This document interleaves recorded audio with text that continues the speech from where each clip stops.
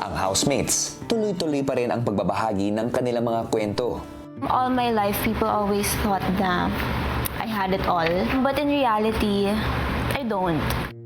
Dalawa lang po yan eh. It's either people think of me sobrang ganito or sobrang baba naman. Oh yeah, that's just Kira. Malandi, snob, maarte. Controversial. Naging controversial naman talaga ako.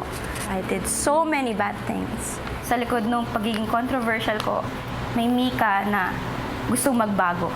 A lot of people think na shallow, no substance. And I really hate it.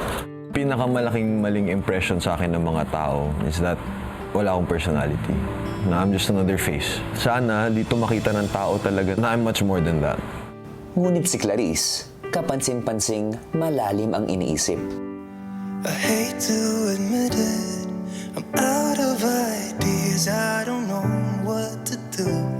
Ang dami tumatakbo sa isip ko po. At the same time, iniisip ko rin po yung sa akin, kuya. Sa totoo lang, nag-overthink ako. Sa pagpasok ni Clarice sa loob ng bahay, nakilala natin siya hindi lamang bilang isang mahusay na mga awit, Hawak kamay, abutin sabay-sabay. kundi isang ate rin na masayahin at maalaga sa kanyang mga kasama. Ngunit sa pagdaan ng mga araw ay tila mailap si Clarice na magbukas patungkol sa kanyang personal na buhay. Clarice, na-in-love ka na ba? Oo naman. Talaga? Oo naman. Hanggang ngayon? Yes. Hindi nanay ah. Hindi, syempre hindi. Hindi rin pet. Hindi, malalaman mo naman yun. Wow.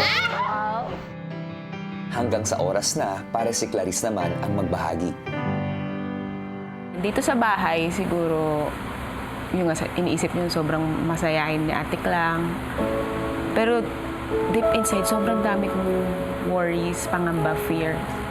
Isa na dyan yung iniisip ko lang. Siguro kaya hindi rin ako nakakatulog. Iniisip ko yung mama ko. Kasi diba nakwento ko naman before na nagda-dialysis siya 3 times a week. And natatakot ako sa pwedeng mangyari. Kakawala lang ng father ko 4 months ago. Same sila nagda-dialysis, diba? So ngayon mama ko na lang. So siguro yun yung isa sa mga rason kung bakit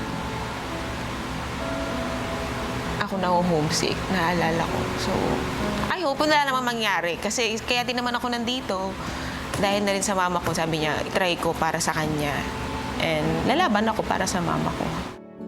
Kaya actually, gusto ko rin nagluluto sa inyo, nag-e-enjoy ako. Kasi feeling ko, ganun din yung ginagawa ko sa bahay. Kasi yun naman ako sa papa ko. Kaya masaya ako kasi nagustuhan nila yung pares. Recipe ng papa ko yung pinamana ni papa sa akin. Ayan. Tagal kong pinag-isipan kung sasali ako ng PBB kasi hindi ko alam kung kaya kong expose yung buhay ko. So, actually, noong una nag-no ako, kaya ko ba? Kaya ko mang i-open yung buhay ko sa tao, sa public? Eh, obviously, andito ako, so kaya ko.